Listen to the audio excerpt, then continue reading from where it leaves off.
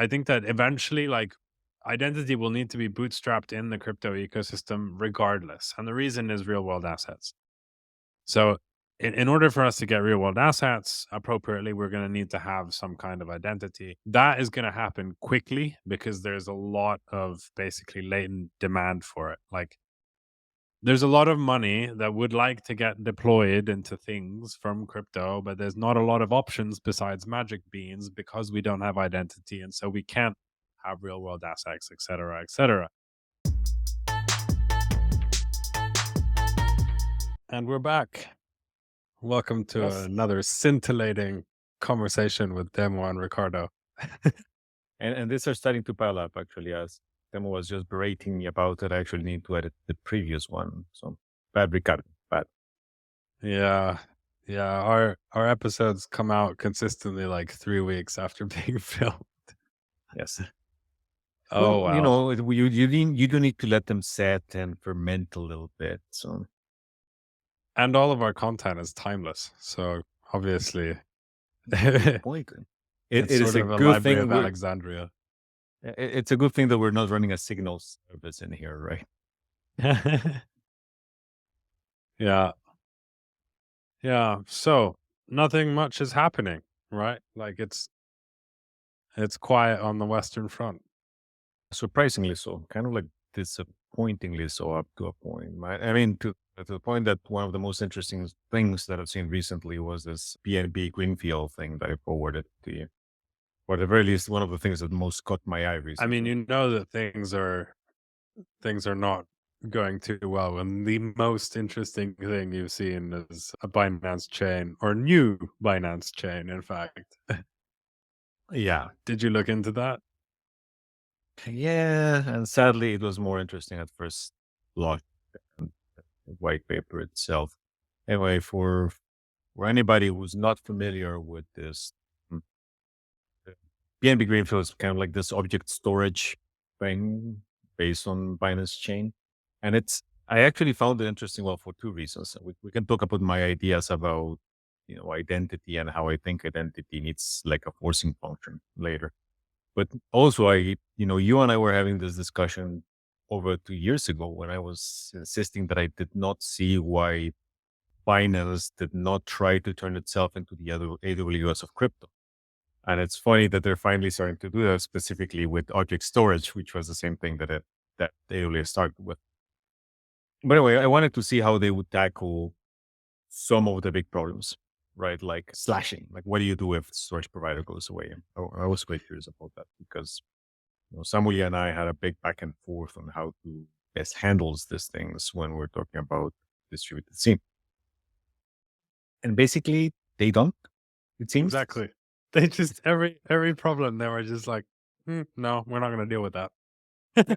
Well, look, in I should have seen this, right? Because if you look at the setup, it seems to be like it's going to be very similar to BSC, where there's a governance vote where validators vote on which storage provider to bring on board.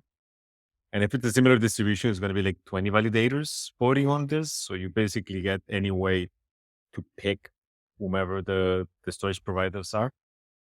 So right then that removes an element of how do we deal with different performances and whatnot.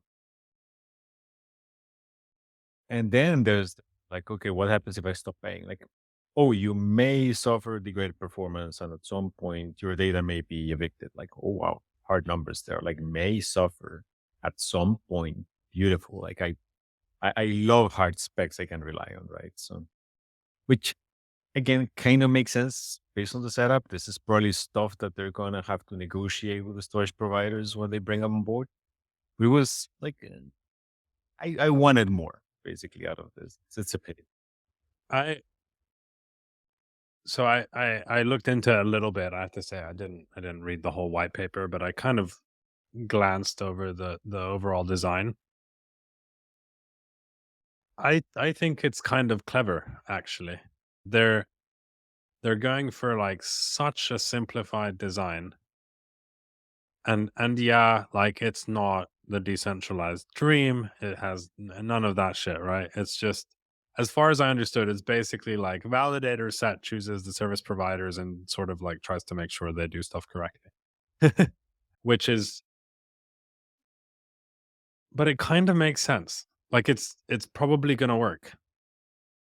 Not work in the sense of like everything will work fine always, but will work in the sense that like most of the time it'll probably work reasonably well and the performance will be pretty good because it's kind of like almost as if you're interacting with a regular cloud provider. It is like you're interacting with a regular cloud provider. So Exactly. Exactly.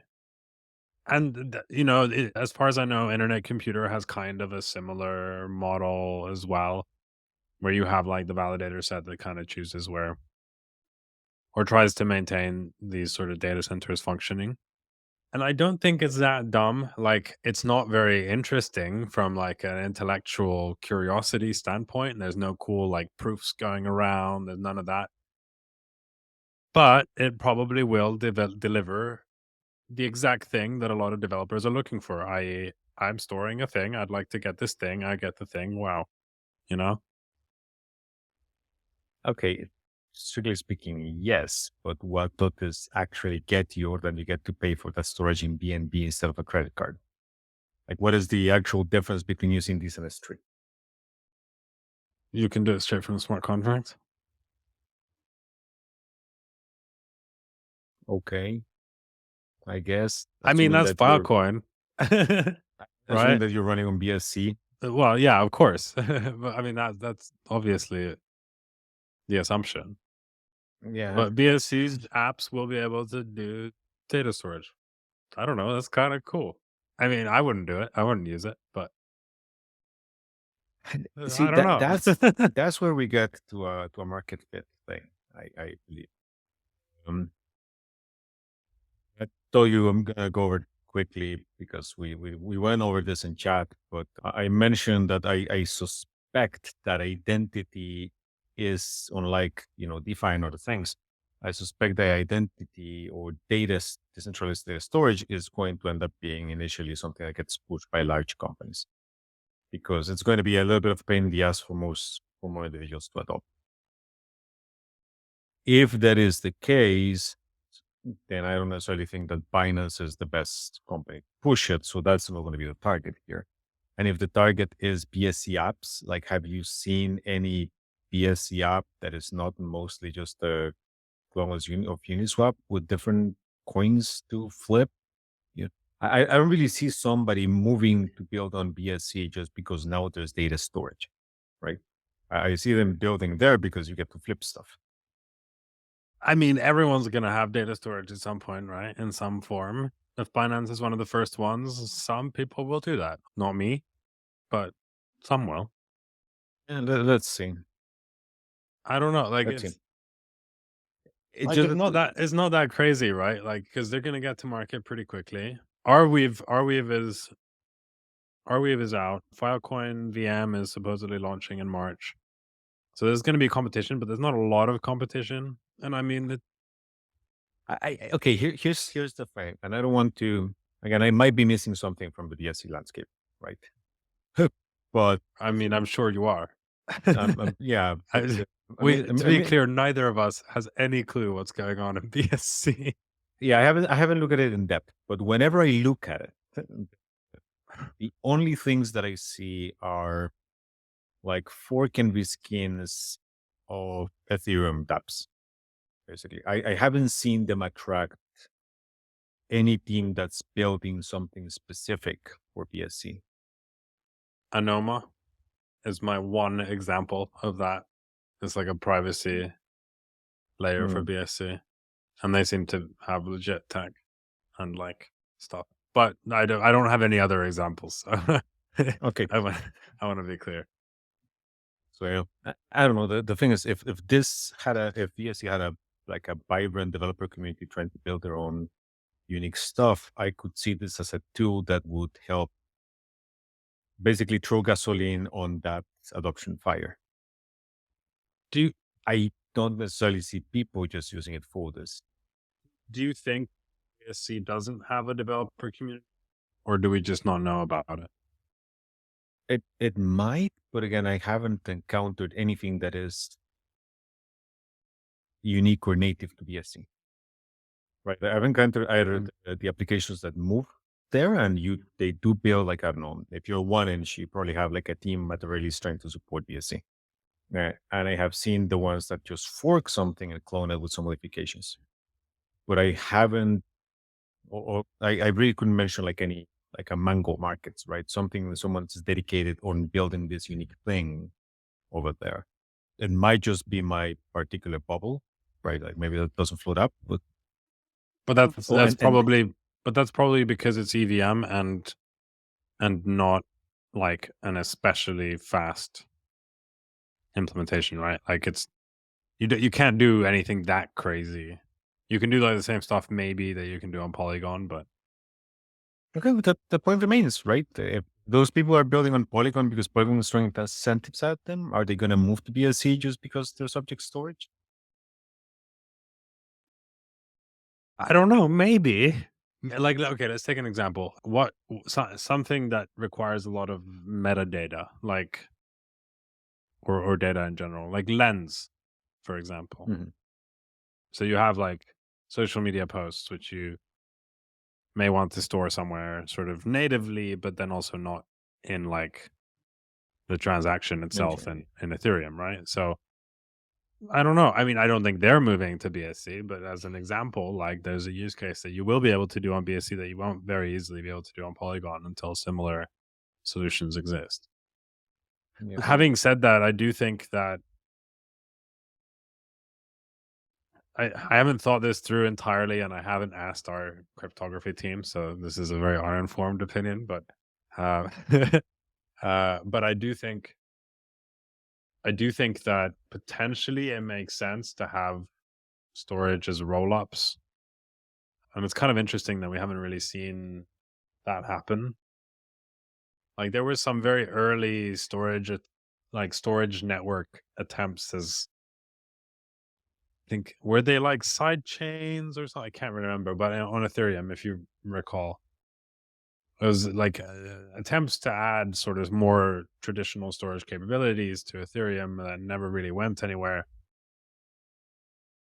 And I don't know, maybe there's some kind of issue that I don't know about, but you would think if you can do a ZK rollup, you could also do storage in some way, right? Like if you have a chain that performs the function of storage, then surely you can roll that chain up. And so that might be the direction it goes, but I don't know. Yeah. Anyway, the whole thing with Greenfield was I was curious to see how they had tackled the tricky things that They we did, never really settled, and they didn't. So that's it. but it was kind of a delight reading it because I was like, in my mind, I was like, oh, I'm so curious to see how they're like ensuring that like there's enough redundancy and stuff. And the thing is like, well, we just tell them you should have redundancy. Yeah. It's like, oh, okay. I mean, one of Like, my one of the things that we had with distributed C, for instance, like one of the design, let's say, scenarios was like, okay, what happens if the next version of Snowden's documents ends up released into this system, right? You don't necessarily have something where it's replicated everywhere. Like you could say, if Ethereum could store data, right, and every node needs to have a copy of everything, then you know it's everywhere. But once you have a certain amount of redundancy, what happens when somebody decides to DDoS the whatever N servers that hold a copy of that data, right? Do you slash them? How do you handle the situations? Eh, You're just not going to need to handle it here, right? Like, yeah, fuck it. We're just going to evict it because it's going to be 10 storage providers and that's it. We all agree that this hash goes. Okay. It was disappointing. Like I said, as you say, it's probably going to work just because it's incredibly simple. incredibly It's simple and mainly trusted. yeah, and it's basically S3 with a streaming BNB payment, and that's it. Have fun. It's what it's like an S3 with a streaming BNB payment secured by a diverse set of at least 10 validators.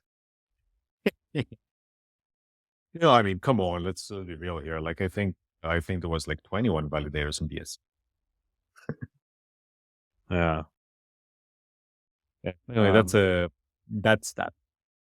that is that. That is that. I wonder though if more of these things are going to start popping up. I think they will. I think now that Filecoin is sort of like actually coming online ish, though it's very unclear to me still, like what. So when the VM is launched, theoretically, as far as I understand, they have retrieval markets. They're going to have the VM. You're going to be able to basically do stuff with the stored data from the VM. That's quite cool. I'm curious to see they will what that will cause. And I feel like that might, if nothing else, might bring a resurgence into the thinking of how do we get this kind of stuff working, and other networks will need to think about it as well. So that's interesting. I mean, we've done a lot of work around this some time ago for like the Polkadot ecosystem and so on. And I mean, when you think about like Polkadot or Cosmos, like it perfectly well makes sense that there would be like a, what are they, parachain or, you know, IBC connected chain that does this kind of stuff. But what is very unclear to me is like what will people build? Because a lot of the use cases that Filecoin, for example, promotes are still like related to the actual operations of surfacing data. There's like all kinds of weird like insurance schemes and stuff. Like, what's the real world use case? Like, what is it? What Mhm. is the application that people like end users will use? That's still a little bit unclear to me. Yeah, I'm quite curious about that as well. I wonder if it has some value looking into what people have built on Arweave and saying, if there's going to be some parallels there. Uh, Arweave, of course, had let's say, the issue that you basically need to build everything from scratch because there are no apps whatsoever, and you ain't going to port them because it's its own system. Whereas I'm not sure if people are going to end up building on top of Filecoin or just using the smart contracts to do whatever logic glue they need to make, basically. If they're going to end up using it as the Filecoin equivalent of Bitcoin script, basically, but with the most of the logic being elsewhere. But why? So you think that they're like going to be traditional applications, or do you think that they're going to be decentralized applications, but just not built on Filecoin? Okay, so first of all, I'm not entirely sure which one is going to be. If I were to bet, I would likely bet at this being something where the bulk of the logic lives elsewhere, be it Ethereum or Solana or whatever. And then there is something that is very specific to the storage logic that is created on Filecoin. But I'm not sure. So you think that the same thing is going to happen as has happened with like Arweave, where like you have the NFT on Solana, but it's just stored on Arweave. Well, there are some native Arweave applications, which is what I was saying earlier, that we could look into what there has been happening. But if you look at the numbers, and I don't have them top of mind right now, but I had forwarded this developer report with a number of Solana developers, and among other things. And I ended up there looking into 75 devs, huh? yeah, definitely 75. Pointer to anybody listening is not 75, it's a little bit more. Anyway, it was Oh like a boy. total developer count of like a couple K a few years in. Anyway, I looked into the Arweave numbers because I was curious about it, because most of the stuff that I keep track of Arweave is the data volume, which has been, going up significantly and steadily. But the Arweave developer numbers did not seem that impressive. I mean, if I recall, were a few dozens. So if if that is the case, then yeah, I would suspect we may end up getting a situation similar to Arweave, where Arweave is the storage mechanism, but not a lot of people do stuff that is 100% native to it. I'm not sure. I'm not sure because like Solana is not communicating with Arweave, and it can't really communicate with Arweave. It's just two separate operations to at the point of issuance, right? So it's possible to do it that way. But if you want applications to be able to sort of read and write sort of regularly instead of once, you'll need to have some kind of communication. And I do think a lot of the applications will get built on the networks themselves. And Filecoin VM is EVM compatible, so I don't see why you would build it on Ethereum and then like use a bridge. Like honestly, it's still very unclear to me if this whole bridging thing is even going to work. So I don't know. It's we'll see how it goes, but I think that's something to just pay attention to is that when the VM does come out, if it does indeed come out in March, you would expect there to be X number of use cases quite quickly that have not been possible before. Maybe borrowing from what has happened on Arweave, maybe not, depending a little bit on how different the models are. But Arweave doesn't really have like smart contracts, does it? It has like some weird, It's a different approach that they have. You can have yeah. Arweave hosted apps, basically like full to incomplete apps, but it's not exactly the first thing. That's not exactly like I wouldn't consider like a composable smart contract type thing. But I haven't looked into a programming model in well over a year, so maybe it's changed. Well, yeah. As I recall, they had this idea that sort of apps are basically off chain, which would seemingly mean that they're not composable in the way that, Yeah. for example, Ethereum apps are. But anyway, moving on. You're very excited about Mastodon. I I tried it. I don't see this huge exodus happening currently. It would be nice, I guess, if there was another place.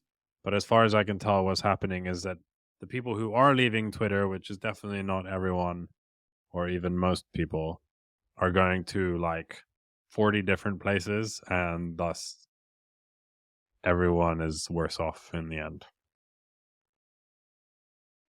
Unclear. This is one of those weird ass This was cases my where you're optimistic take.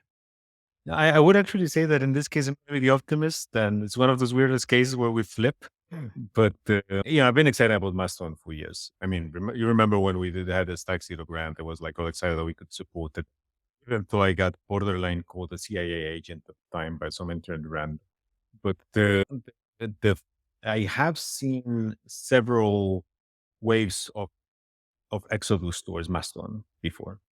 Actually, there was one when I can Yeah. recall there was some issue with Twitter in India where they kind of like I recall that like a subsegment of the population got banned, and basically those people move massively to several Mastodon instances.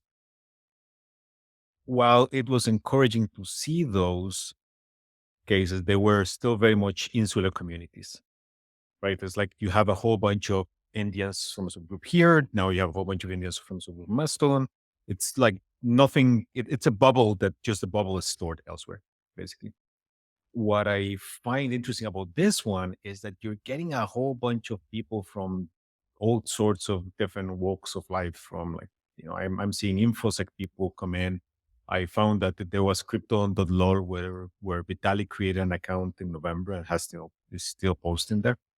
So there seems to be like a really like large subset of people actually creating stuff in there now. Yes, it's not the majority of them. Crypto Twitter is probably going to still continue being crypto Twitter for a while. But now I can get content in a whole host of areas in Mastodon that I couldn't before, where basically Twitter was the only thing. And the discourse, as we discussed, is more reasonable over there, less echo chambery. Yeah, I see that. I think so. My pessimism largely stems from my general dislike towards social media as a concept. And so for me, what seems to be happening is kind of like that XKCD comic of like you have 99 standards, and so you create a standard to standardize all those standards, and now you have 100 standards.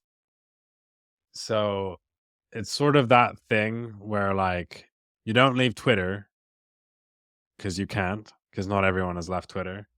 But then you add these new places, and then you have more places you now need to either post to or keep up to date with. And I know like it's not that black and white per se, but I'm trying to minimize the amount of places. And so the thing that eventually delivers me like one application via which I can be everywhere, that's the thing I'm going to use. Right now it doesn't really exist though. Because you do have like you have Mastodon, then you have Lens, you have Farcaster, there's all kinds of weird like other things. And it's just very unclear to me, what purpose do they actually serve? Like what is the great benefit of Mastodon that will make it win, or of Farcaster, or of Lens, right? Like Okay. Lens has one thing which I could maybe see, and it's if they launch a token, maybe they can incentivize it, maybe, but I'm not even sure how that really works. So I haven't tried Lens, so I'm not gonna comment on it. I can't say. I think why we see this thing differently actually is because you're looking at what is going to be the one solution that you end up using, right? Oh, indeed. Um, so for you, there is a winner, right? First of all, I have pretty much abandoned Twitter actually since they cut off the API. Well, actually, since they cut off Tweetbot, because Tweetbot was how I access and made sense of Twitter. And now they officially are cutting off the API, I think, like today's February 6th, so like Well, in they're 3 days. Or charging for it now. I am not entirely sure that it's clear that you're going to have access to everything that there was before. So Hmm.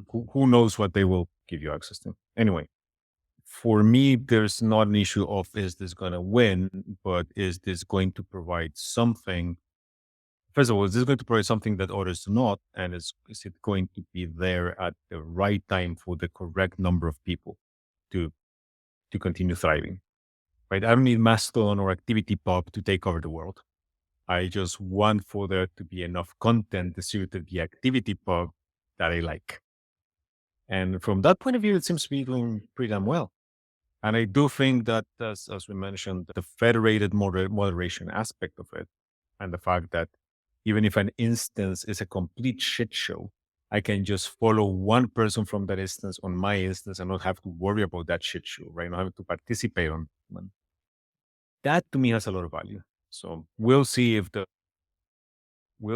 current community manages to keep the uh, activity up, all right? Because before this, I mean, I've been there for like 4 or 5 years, and before this, every semi-general exodus kept kind of simmering down to the same peer-to-peer crazies like myself. Not there wasn't like a more generalized thing. Now there seems to be. I mean, you have the oatmeal posting in there, right? You have Williams active in there. You have people who were building Twitter clients, now building Mastodon clients. So it's going to be interesting to see what happens. And if anything, I think that the first canary on this particular coal mine are going to be those people building clients, because those are going to stop posting fairly quickly if they don't get the numbers of people that they need for a sustainable business, basically. Yeah, I mean, I'm biased here because my optimal amount of social medias is 0. So maybe I'm just not the person to ask about this kind of stuff. Like I'm contemplating whether it's viable for me to just not have any social media anymore. I think that would be great. And also, I don't really use social media for like content. Like I specifically use Twitter almost as like a filter in a way. So, and Twitter has it doesn't always work for this, and they keep changing the way that things are surfaced to you, which is annoying. But simply based on my follower graph, I've built up like a certain kind of content filter that seems to be working. Oh, interesting. So And I you're don't going. And You're I don't going think to it that I for can the do that elsewhere. filtering. Indeed, yeah. I see. So you're actually in it for the algorithmic timeline, basically. I'm in it for the algorithmic timeline insofar as it remains largely the way that it has been. Like I understand. if they made major changes to the algorithm which changed the way that stuff is surfaced to me based on my followers or the people who I follow, then I think it would be less interesting.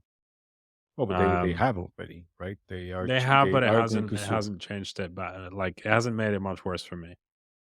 Okay. I follow a Yeah. relatively small amount of people.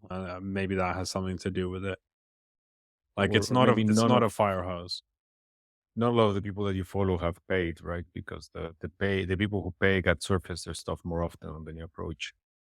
Well, it turns out that changing your account to private means your stuff is surfaced more often, which is why my account is now private, and it does seem to work.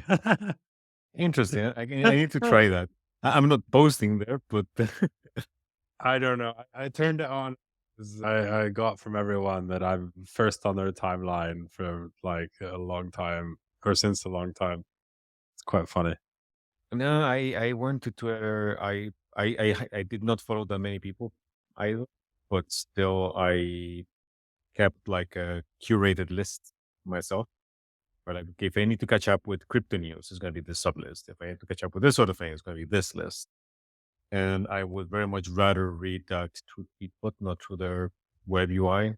Also because Tweetbot remembers where I was the last time. So Yeah. it just had like a lot of quality of life things for me that them killing it kills Twitter. Yeah. Yeah, I mean, the other reason I use Twitter is because the people who follow me are like I have a very like I have a small but very high quality following in the industry that I'm in. And so that is helpful. Like I know, assuming that my tweets are surfaced at all, which obviously they are now because it's private, then I reach like a specific cohort of people that I'm interested in reaching, and I'm not really interested in like growing it per se or anything like that. Mhm. But we'll see. I'm curious to see how all this plays out. It does strike me though that it's largely impossible for more than like maybe one or two of these things to work. Again, it depends on what you define as work.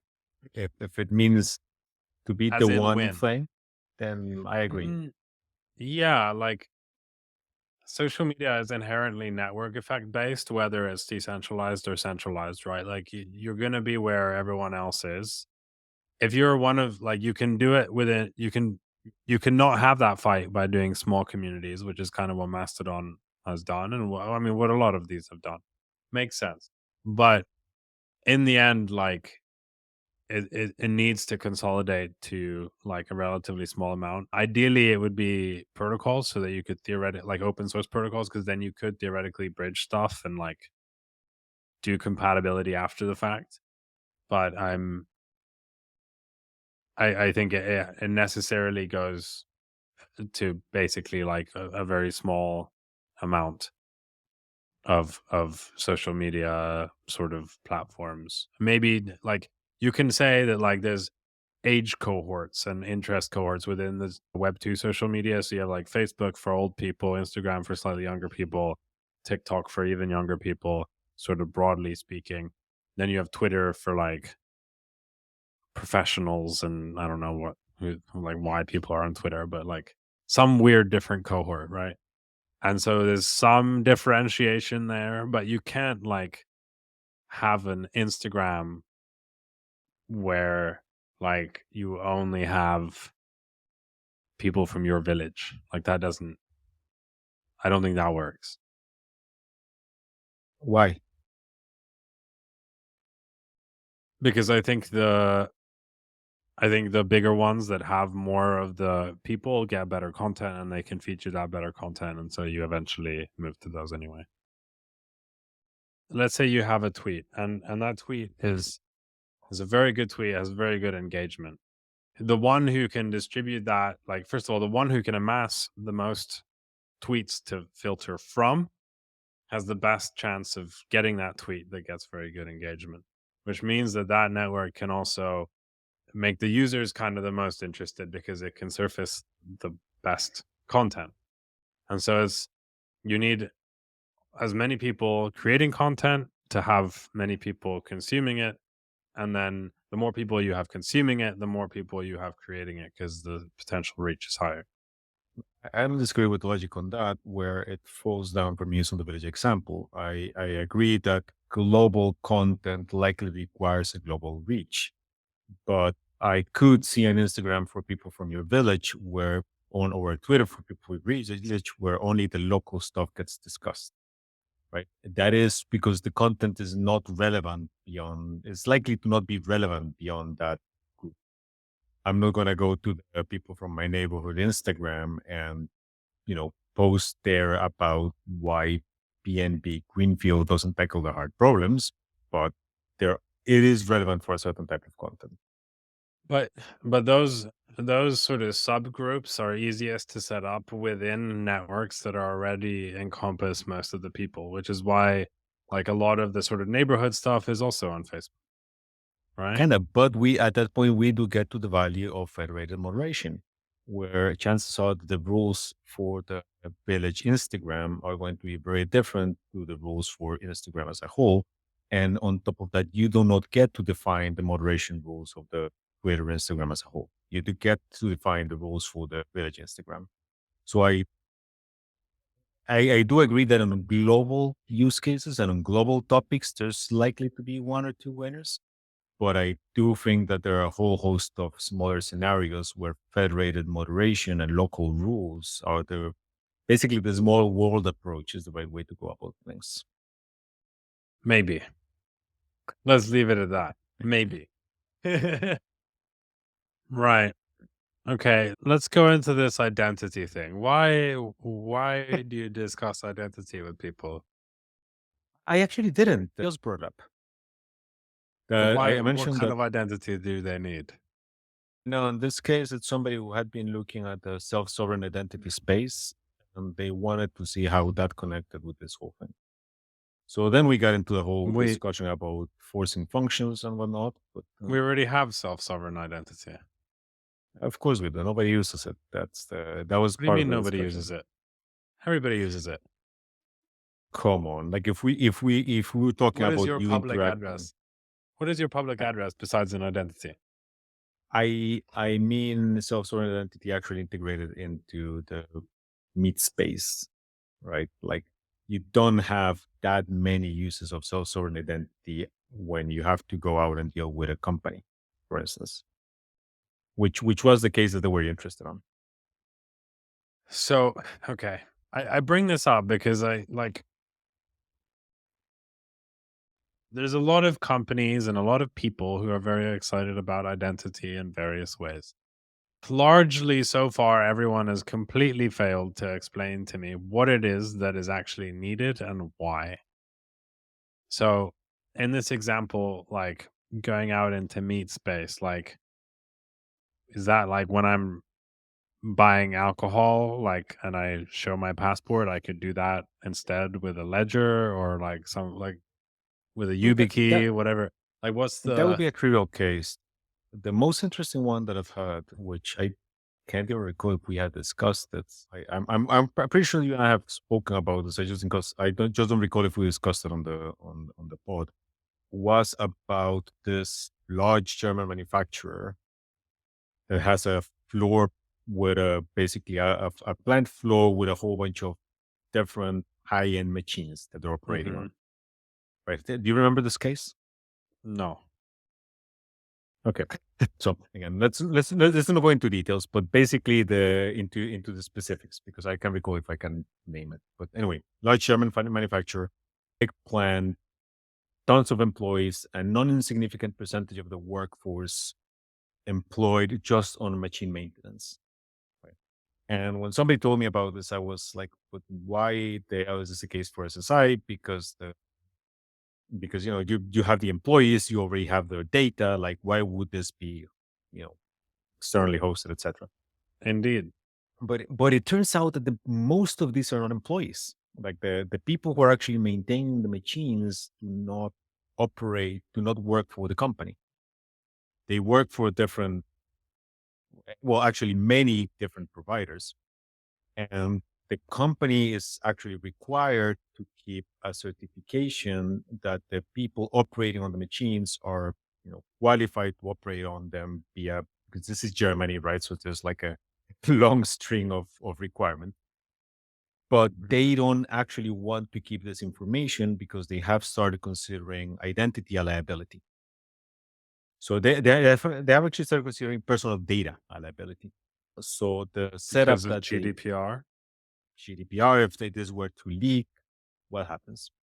And Mm. now you're gonna need a completely different system for this. And like, what do you even care? What you actually care is about holding a signed statement, basically, that something else can verify that says the individual who came in with the right credentials was allowed to operate on this thing. And they are attesting that they did procedures 1, 2, 3 to it, right? So if this thing blows up, it's not the company's fault because they actually had a trained technologies working on it. And on top of But that, if the providers mm, rotate, now they don't have like a data retention issue or anything like that. They just get to retain those statements forever. but why does this need to be decentralized? It seems like you just have a company that does the checks that this company would otherwise do, instead sells it as a service to the company. Well, it doesn't need to be fully decentralized, but it is self-sovereign in the sense that you have basically somebody gets to carry their credentials with them at all time, and there is going to be a verifier that is not necessarily. If I'm the technician and I work for service provider A and I work for client B, and service provider A sends me to client B, if I later go to service provider C, for instance, I get to take all my credentials with me, and they get to and my work history gets to be verified in a way that otherwise you couldn't necessarily. You need to send, I don't know, papers around, a history log of how many basically machine hours I'm working, all this kind of stuff. You just get to take with you. Okay, so it's really like the thing is sort of like a permanent storage for your credentials, and there's no reason why that needs to be decentralized, but given it needs to be permanent and your employer shouldn't be able to take it away from you and so on, Yes. you may want to do it in a decentralized way. And the verification needs to be permissionless because what happens if the whatever server you were pinging with the API goes away, Hmm. right? Okay, fair enough. Why is this not already done? Like, it would be so easy to do, right? Is it just because, What do you mean? Why isn't it already done? I mean, like why these people are doing it, right? why don't you just stick some credentials on the blockchain and there you go? What's the problem? I am pretty sure that's gonna depend from company to company. But, again, this Indeed, I they're all gonna use different solutions, and none of no them no will no interoperate. different things. You ask why is this not on a public blockchain, right? And the reasons for that might vary. In some cases, it is the old I need a service level agreement with some provider that guarantees that you're going to be maintaining this thing. Basically, the thing that Red Hat did, right? You Yeah. could have gotten the sources online, but there was a Red Hat that gave you that, like, I'm going to pick up the phone if you have a problem. Like, Mm-hmm. so that is one. In other cases, just friction. You're going to have, um, and we can probably also talk about the NHS test case. That'd be cool, but I don't really know how far that went. But in some cases, even though this provides benefits, there's the friction of switching that may not cause them to want to, right? In this case, we're talking about a really large manufacturer, the kind that gets to say, no, we're going to do it this way and shut up because otherwise it's a liability for me. But in some cases, there isn't going to be a forcing factor, just pushing people to adopt a new schema.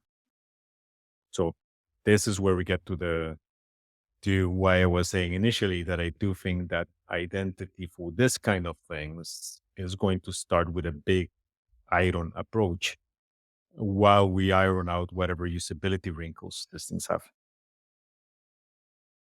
Do you think the enterprise sector is going to push for this kind of decentralized identity? Like, because you could do this on Solana for very cheap. Yeah. Like, I was just talking to one of the Solana wallet teams, and they were like, "Oh, we don't even use the test net. We just test and prod because it's so cheap. Why does it matter?" And I was like, "Yeah, exactly. That sounds like the kind of pricing that a chain should have." Yeah. But my point is, like, you could do it very cheaply and easily already. You probably do it cheap enough on Polygon. It, what you probably need to do is have a company that abstracts away everything that is blockchain about it. As that's what I mean. And okay, But so but then why has no one done that? Like, it seems very simple. Like, you don't need to come up with any new anything. do you mean why has nobody built the system or why is nobody demanding it? Because arguably Evernym had built it a while ago, right? Right.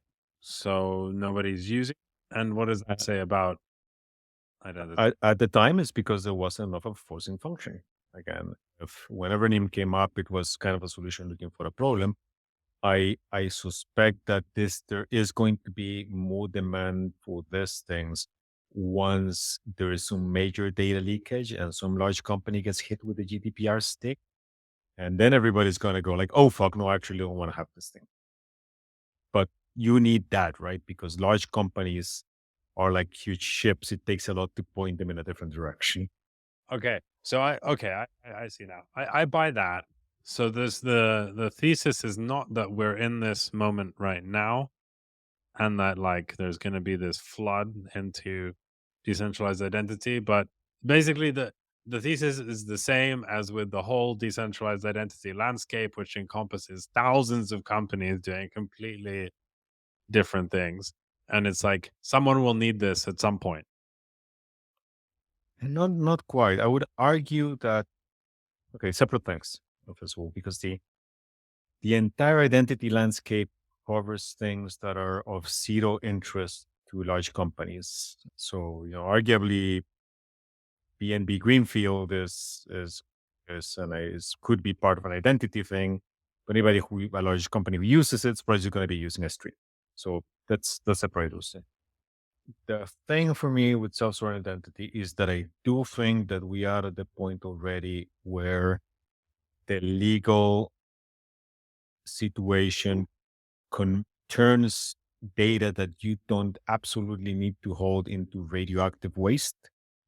It's just that nobody has figured out that this thing is something that needs to be handled now because it hasn't, because nobody is dying from irradiation, from data irradiation. At the moment that that one does explode, then there is going to be a flood of like, okay, how the hell do we handle this? And it's going to be sudden. I can't tell you if that's going to be now or in 6 months, but or in 6 years. But I do think that is going to be relatively sudden when the moment that there is a scary enough case of why this shouldn't be done. Hmm. And then they're going to look at the landscape of these various decentralized identity things and pick one based on what? Whichever, this is a large enough company to be worried about these things, probably whichever provider gives them the warm and fuzzies.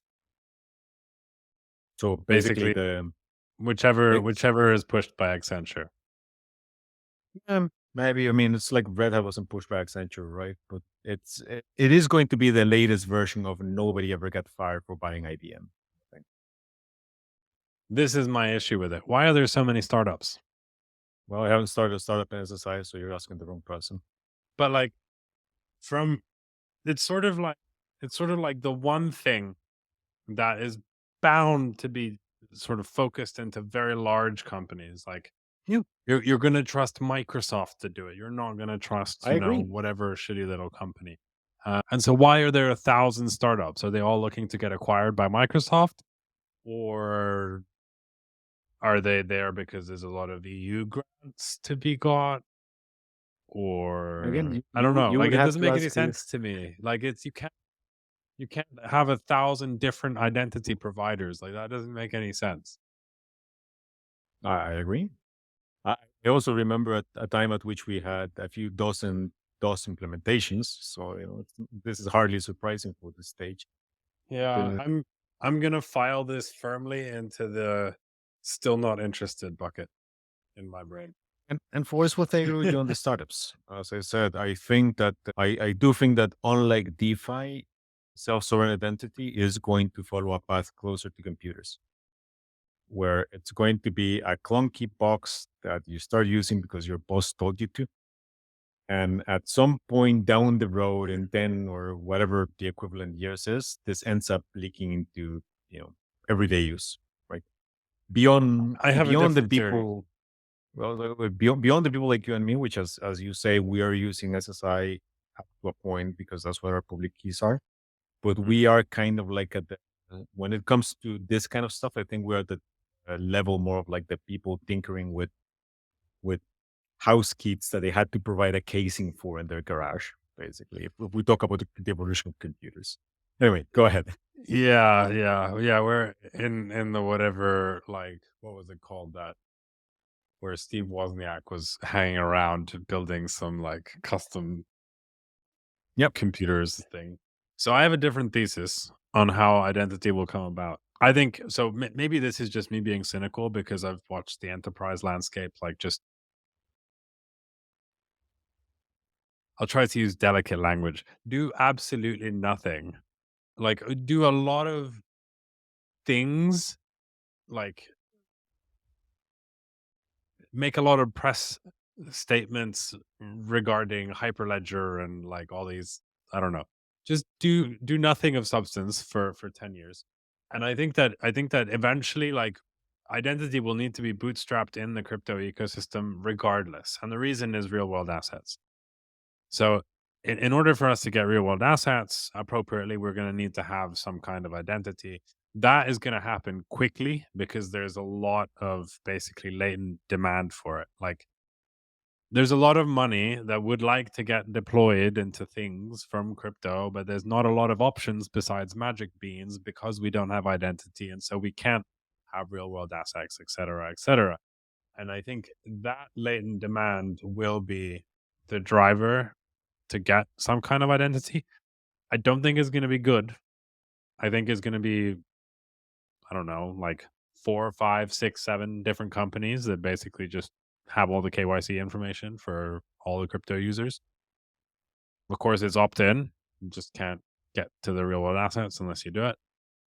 So that I think will happen. And then there will be enough, like, I think that will be the single largest, like, cohort of identified kind of pseudonymous addresses or like identities in the world. And then it makes sense to just start for everyone else who doesn't even need to care about crypto to just add to that because it's already there. And I think that will happen a million times faster than any enterprise will get their shit together and like find some decentralized identity EU funded research bullshit to back. Well, we'll see. Like it's just gonna happen. Like it's so fast. The moment, so all you really need for real world assets already exists. You have like some KYC provider. We have plenty to choose from. You just partner with a few of them. You fork Uniswap, and then you issue some new assets that represent real world assets. And you only you subs like, even what's it called? Phoenix by Ellipsis Labs, the sort of like serum new version, whatever, on Solana. They have like a whitelist for LPs. It's just that whitelist for identity. Like, you have to have been KYC'd in order to participate in the market. You don't need to build anything new, really. You just fork everything. You just issue tokens. They don't need to do anything because you're just holding the asset somewhere else. It's gonna happen quick. I don't disagree with the thesis in general. I am not entirely sure about the timing when it comes to real world assets on chain. That's Okay, that's the part. basically whenever something touches the meat space, I start getting like, We already have real world assets on chain, but right now it's stable coins because that was sort of like the first foray. sure. And it makes sense, right? That's sort of the lowest barrier thing to push. And everyone's quite used to it now, and it's fine. I think now is they're gonna start coming. You can already see that the centrifuge has got a whole bunch of real world asset stuff. There's multiple different treasury bill token implementations coming. Circle has announced they're gonna try and do something. There's a whole bunch of different stuff. And this is like from a timing perspective, like I think it will genuinely happen fast because there's really nothing to stop it now. Like the EU guidelines have a clear definition for tokenized real world asset, etc. Like there's no reason not to do it, and it creates new opportunities for new business. And that, like, I think that's so much more powerful of a driver than like German manufacturer needs to check if their guys have done some like training course. Like that's not a real driver for people. There's no someone might do it, but it's not like such an obvious thing that there's going to be like hundreds of companies trying to be that. And I think real world assets on the blockchain clearly is. Like the moment we can get real world assets into collateral and like all this other stuff, it opens up a lot of interesting avenues. And it's not the benefit that blockchains in this sense have is that people will do these real world asset things from a large number of different jurisdictions. And so they'll have slightly different regulatory requirements, which is always funny because like there's going to be like some bond structure that lets you do X, Y, and Z with it. And then there's going to be a totally other bond structure, same bond, another tokenization. And then that you'll be able to do some different things with. But because of that dynamic, in totality, you're going to end up being able to do everything. And I think that is there's bound to drive like that is the way to get a lot of real world identities kind of sorted out on chain. And once you have that, then you can just add additional credentials. Like credentials are not the problem, right? You just need someone to be the person who issues it. I agree, but we'll see. We'll see. The thing is, I see how basically this whole real world asset thing can be sorted without having to deal with most of the thorny issues around credentials, including figuring out reissues, the revocation, verification, a whole host of other stuff. Which again is not necessarily the largest use case; it's just a different one. But I basically see that being basically KYC by a different name. That's pretty much it. Yeah. So, But that but is that what the whole point is, right? People want kind of KYC without doing it themselves. That's what they want because of GDPR. on the most trivial case, yes. But again, on the cases where you actually get to can this person do this task but not the other, that is You need and credentials, but those are bolted on top, right? So what will happen with credentials is that the most financially lucrative opportunities will be covered first, whatever they may be. And so if you have that I this agree with. identity, then you go with like, okay, what kind of credential? Like, if I want to start a credential issuer, basically, what kind of credential are people willing to pay the most for that I can viably do, right? And for that, you don't actually even need much in terms of regulatory stuff, but you may need some kind of, I don't know, there might be some organization which is like in charge of managing certain kinds of credentials. I have no idea. Like if you want to have a credential for a university degree, you probably need to like do some, I don't know, find some bureaucrat who like has that power. It'll be interesting to see how this ends up working out. I will be happy to see us get there faster. I will be happy to see us get there in a more open way that is likely to always happen. I just think that having seen some of the use cases for some of the use cases that where where self-sovereignty has actually gotten adopted or at the very least tested at scale, they seem to be a little bit more elaborate than, say, the KYC that you would require for a USDC, for somebody who can mint or burn USDC. Dude, the KYC for being able to mint stablecoins in the EU is significant, as it is for USDC. But my point is not granular. You need to provide a shit ton of paperwork, but once you are in, that's it. Like, oh yeah, is this person holding the thing, or is this an address that I'm allowing to do this thing? Right. Yeah. It's a significant amount. It might be a significant amount of paperwork that you need to go through, but the credential itself is a Boolean for intents and purposes. Yeah, but I mean, then regulatory requirements and other sort of use case requirements will dictate how much you need to update that credential, et cetera. And that's based on the issuer. But what you first need is that identity, which is widely enough distributed so that everyone starts feeling comfortable adding credentials to those identities, which we currently don't have, right? Like, not a real world identity anyway. Like, you could argue that addresses are identities and do have credentials. You can have, governance power, et cetera, under a public address. So it's already there, and it's definitely the largest cohort currently. Once you add real world to that, then you make it more compatible with traditional systems. But anyway, I thought very last, I'm not going to talk about our Solana chain. I'll leave that for another episode. Okay. But I did want to bring up Canto. Have you looked at Canto?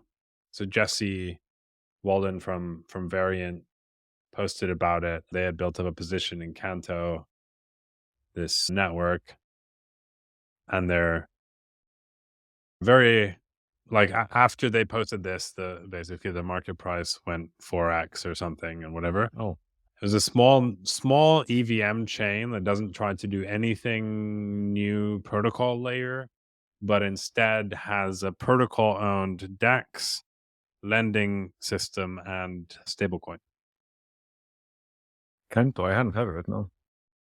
Yeah, so the idea is that, like, the validators of the chain offer a stablecoin, a DEX, like an AMM DEX, and a lending system, instead of those being sort of having their own governance tokens and stuff. They're all governed by the validators.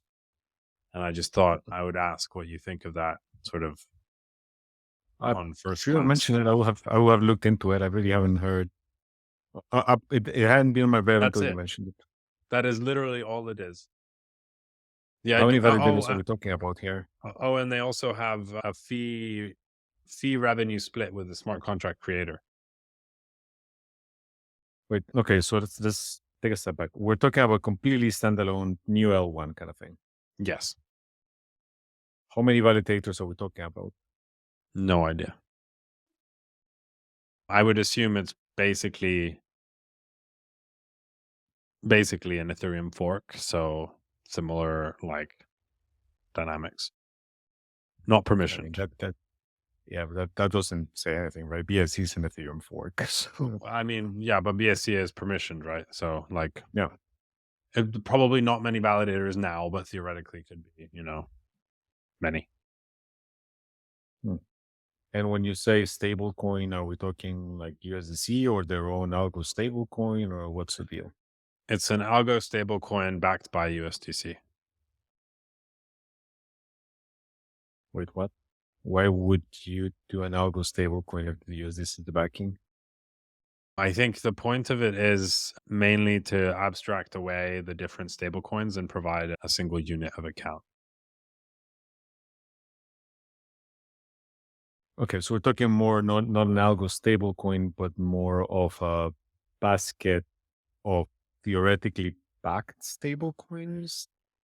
So you get this unit of account by putting in USDC, and then they loan you this stable coin. And so there's an interest rate. So in that sense, it is an algo stable coin. It's just backed by a very non-volatile asset.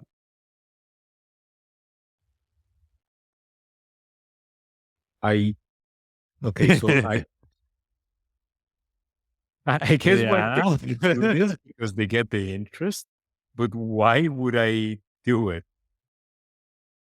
Like, why would I pay interest to get something that has the same value as the stuff that I'm getting?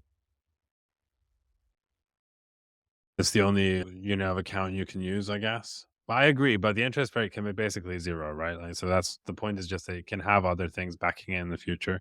Currently, I think it's only USDC, maybe DAI, which is also funny, kind of circular. I'm using DAI and USDC as my collateral.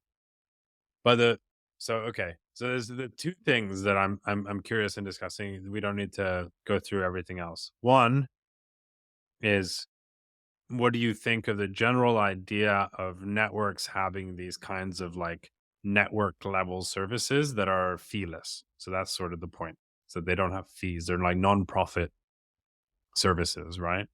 And then two, what do you think about sharing transaction fee revenue with the smart contract creators? So if I create a smart contract, I get a portion of the transaction fees that where people interact with my smart contract. So those two Well, things. okay, so I am trying. Now I'm actually trying to load from the very recesses of my cold mental storage exactly how the Arweave approach works, because I They recall had it's very something similar. yes, where basically you pay for using the app and part goes to whomever is executing the stuff, part goes to the app creator. So I've generally thought that's an interesting idea that I would like to see explored at scale. Arweave hasn't explored at scale yet, so it will be interesting to see if this happens. I've got nothing against layer ones providing some base service for or layer ones coming with some built-in primitives. Mhm. I tend to err on the side of preferring replaceable bits, right? So, for Yeah. instance, if for whatever reason, Solana wouldn't have been able to effectively rip out Serum, right, by people just moving away and doing something else, then this would have been a significant liability. As long as anybody can build a replacement to whatever this thing is, and this core thing doesn't have any fundamental unfair advantage, then I'm happy to see what comes out of it.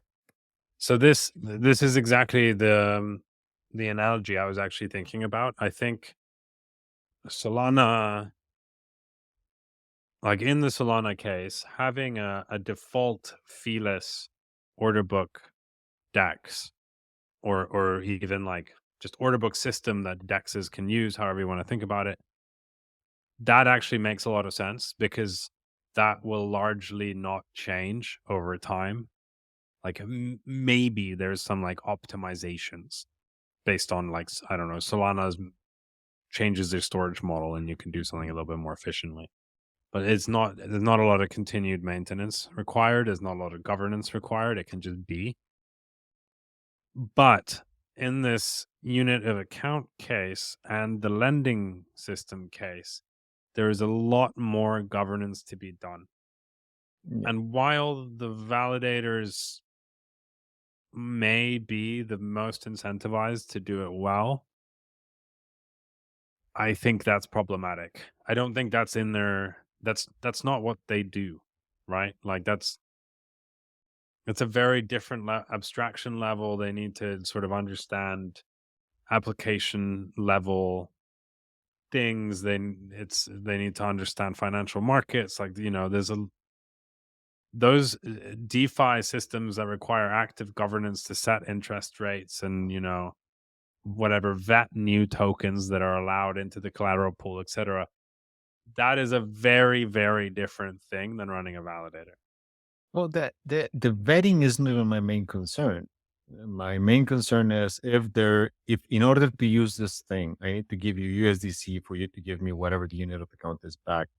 And right now, the interest rate for that is zero, but you may vote to make it But 10%. so Sure. they don't force it on you, right? Like you can use USDC. It's just an EVM chain. So none of this is forced on you. It's just sort of there as an option. And I'm Oh, guessing a okay. lot of people default to it because it's feeless. Like, I mean, even Uniswap is basically feeless, right? But Well, it hasn't. They haven't turned on fees yet, are they? For uni no, holders. no.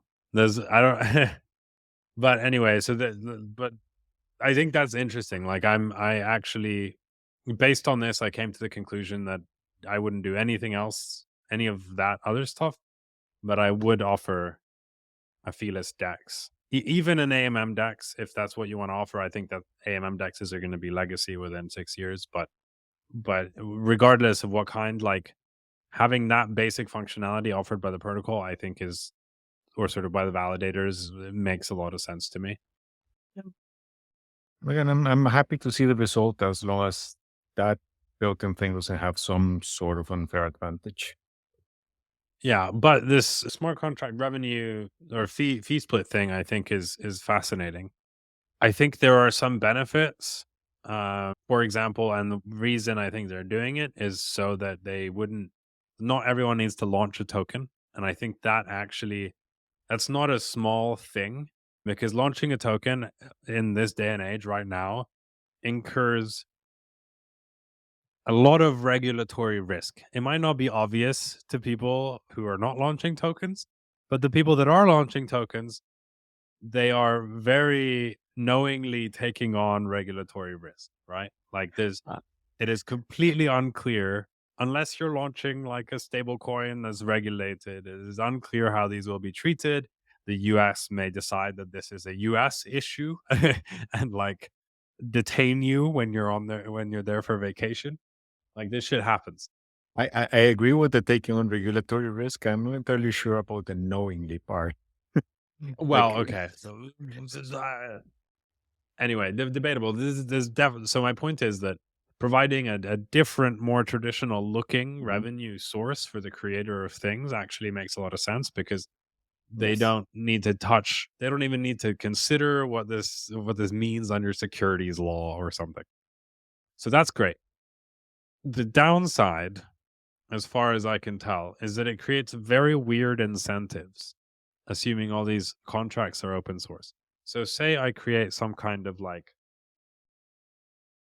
well, as an example, I create a multi-sig, right? And my revenue theoretically derives from people paying for that multi-sig via interacting with that contract, whatever. There's now like an incentive for me to basically fork so that I pay myself instead. Yes. I And open source people will maybe think that that's okay, that like people are willing to pay for things they use, they want them to be maintained. However, oftentimes they are not willing to pay enough, yeah, and that's a problem. I actually had that conversation with Sam Williams from Arweave when he first brought up this model. Now that I recall, in Arweave's case, it was a little bit different from what. And again, to take this with a grain of salt because I really haven't looked into the app model since. But from what I recall, Sam saying it was something along the lines of these applications, you're going to need to, at some point, you will need to give your private key to these applications, which as they are mostly being executed locally. So you're not going to want to use the shitty fork. Let's say you're not going to want to use the whatever sushi swap equivalent that just forked and changed to a code of paint because you're not going to be sending your private key to a rando, right? To a rando's app that you don't know what it might be doing. On the case of something that is more Ethereum like, where everything that you're doing is sending signed statements, and it is a lot more likely that somebody could just fork it and remove the fee, or fork it at and send the fee to a different place. Or so yeah, Yeah. there is that thing going on. Yeah. I mean, I think it actually might work reasonably well for things that have moats in the sense that like they're somehow fork resistant. Anything that aggregates liquidity, for example, might be an example. But if we take like they kind of fall into two categories. So if you're Aave, you can't fork it, right? So this might make sense for Aave, something like this. However, what about a DEX aggregator? There's absolutely no reason to pay the DEX aggregator if you can just fork it. And so Yeah, it creates a very different dynamic between the applications in that system. And I haven't yet decided if it's a good dynamic or a bad dynamic because it like Like, is there something truly useful that DEX aggregators are doing that will be sort of valuable long term?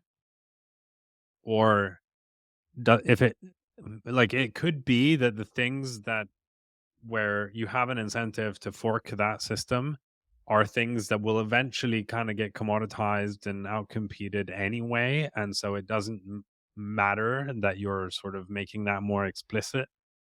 And on the other hand, it does allow people to like build some small on-chain library and get rewarded for that if it's useful, like that kind of thing. So I don't know. I thought that was interesting, and I think more people should maybe explore that in some way. So yeah. Anyway, if Well, let me process it a little bit more. We can perhaps go on about it on the next one because this is going to be one of those things I need to let percolate, I think. yeah. Yeah. As a final note, did you read about the Uniswap vote, the Binance Smart Chain deployment thing that's going on? I have a friend, the same friend who actually highlighted BNB Greenfield to me, who's like a big Jumping Sao follower, sent it to me. Actually sent me CSET's tweet of Uniswap governance controlled by A16 sale. I'm like, you just found out? So let me give some background. So Uniswap had a governance vote to deploy Uniswap using the wormhole bridge on Binance Smart Chain. And the people voting for it are wormhole investors. And the people voting against it are layer 0 investors, i.e. A16Z. And like last minute before the vote ended, A16Z voted no with their whole stake, which by the way is not a huge stake compared to like they could be outvoted, but you know, voter apathy is voter apathy. And so now there's just this complete shit show where all these. So a friend of mine is a Uniswap governance delegate, and some of the people who've delegated, it's like half of his people who have delegated to him are also layer 0 investors, and half are wormhole investors.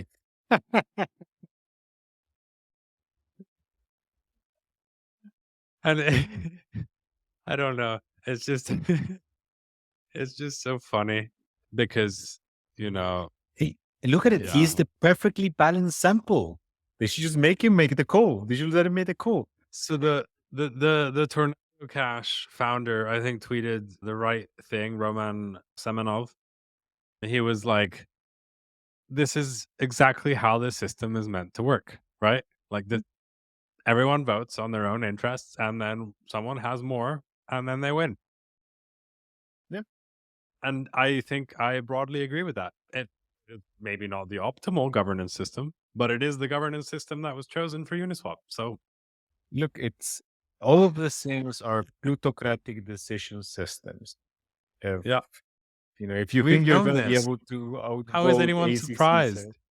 set, I mean, even the A16 set thing, like the thing that soured me on Uni as a token was precisely the whole DeFi education fund that was bought by like A16 set and some anonymous account, and it all went to A16 set affiliates. So, like, what the fuck is the surprise here? Thankfully, I think AMMs will be done soon enough. I would be If we move the very surprised if Uniswap V4 wasn't a full order book. However, they would need to just accept that it's not happening on Ethereum, nor is it probably happening on L2s. So, man, I really want Mango to be back. Frankly, what? Where's Mango? they pretty much turned it down after the whole financial attack that they had, and they've been working. They turned off Mango V3, and they've been working mostly on Mango V4, as far as I know.